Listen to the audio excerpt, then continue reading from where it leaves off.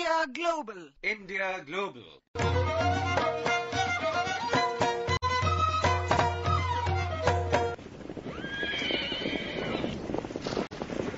Hello and welcome. Join us as we travel to a country in Asia landlocked between Russia and China, but which considers India its third neighbor. It is the land of the warrior king Genghis Khan, whose empire stretched from Asia to Europe. Come, let's horseback across rugged mountains, vast rolling steppes and the Gobi Desert, the largest in Asia, where the world's first dinosaur fossils were found. Let's experience the welcome of the nomad in his felt tent, the Ger.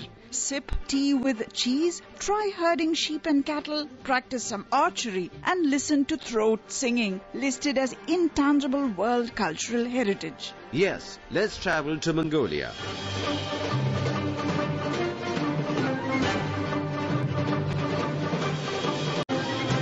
Mongolia, the fifth largest country in Asia, has a small population of under 3 million. A predominantly nomadic society, Mongolia is currently witnessing rapid urbanization, largely fueled by exports of its abundant mineral reserves. Half the population is concentrated in Ulaanbaatar, the world's coldest capital city.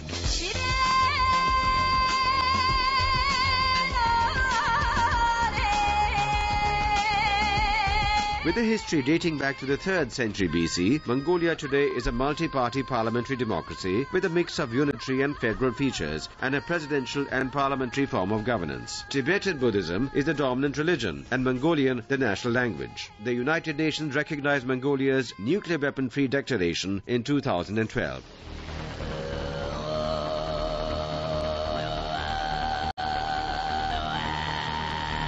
Incredible vocals there. That was Mongolian throat singing.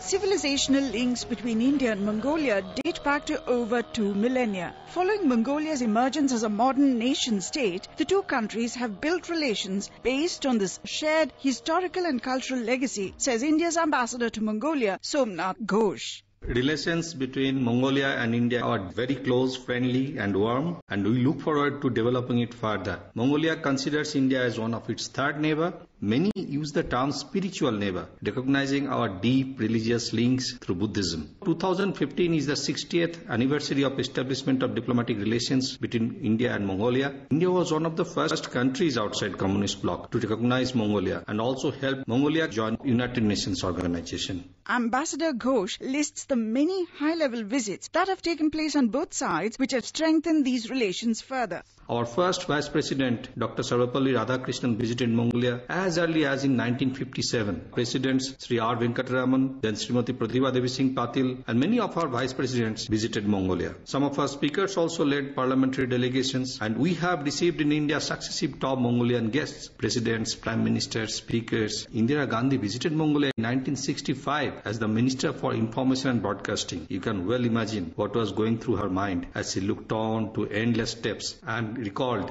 passages written on Mongolia and Genghis Khan by her famous father in his letters from a father to his daughter. President Sri Pranab Mukherjee also visited Mongolia back in 1994 as Commerce Minister. Prime Minister Narendra Modi will pay an official visit to Mongolia on May 17th. This will be the first ever visit by a Prime Minister of India to Mongolia.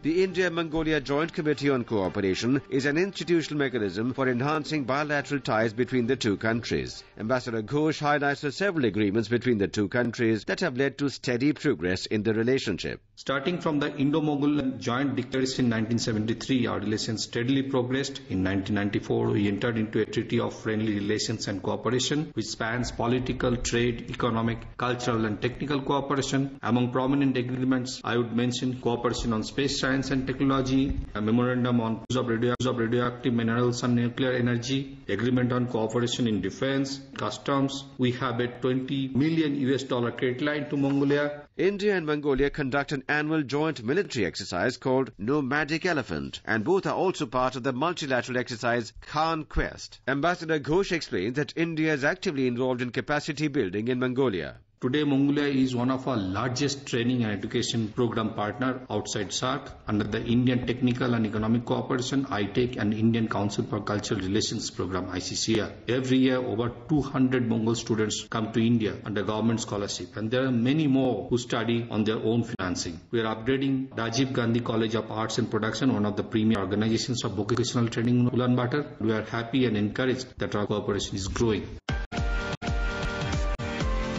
The agreement on trade and economic cooperation between India and Mongolia provides for most favoured nation status to each other in respect of custom duties and taxes on imports and exports. An investment promotion and protection agreement between the two sides has also been inked. India's Ambassador Somnath Ghosh, speaking on trade and economic relations between the two countries, says, Mongolia is a small market. It's about 3 million population. It is landlocked and transport-wise a little distant from India. Indian goods and services have to compete with those from neighboring countries. Even then, there is a growing attention from India, particularly on solar energy, IT, mining, entertainment and media, health, education. We are hopeful that there will be far more substantial trade linkages in the time to come. Indians have successfully invested in a number of very popular Indian restaurants and other business. Officially, the total investment is just about 7 million.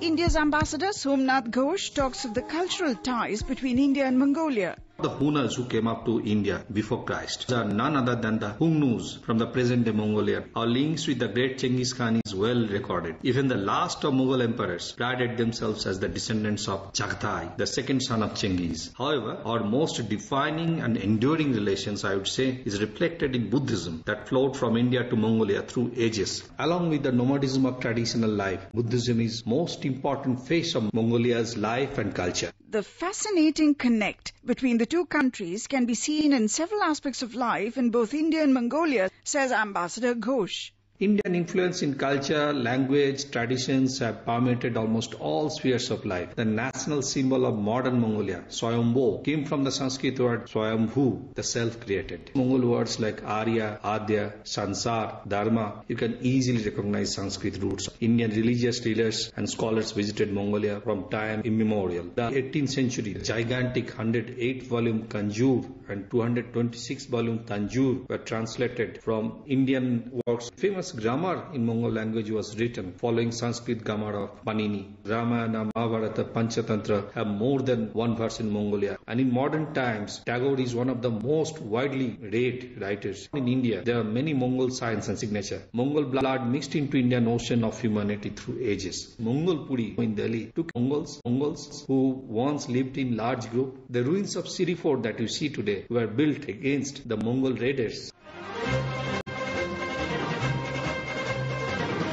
Modern democratic Mongolia looks up to India as a democratic inspiration and a rising political and economic power, says Ambassador Somnath Ghosh. Young Mongolians love India, our culture, film, fashions, and they admire our science and technological achievements. Thousands of Mongolians visit India as pilgrims. Many of them travel to Dharmasala to seek blessings of His Holiness Dalai Lama, who they greatly revere as a religious leader. Indians are going to Mongolia, and this friendship will continue and prosper. That wraps up our visit to Mongolia. Until next time then, goodbye. And travel safe.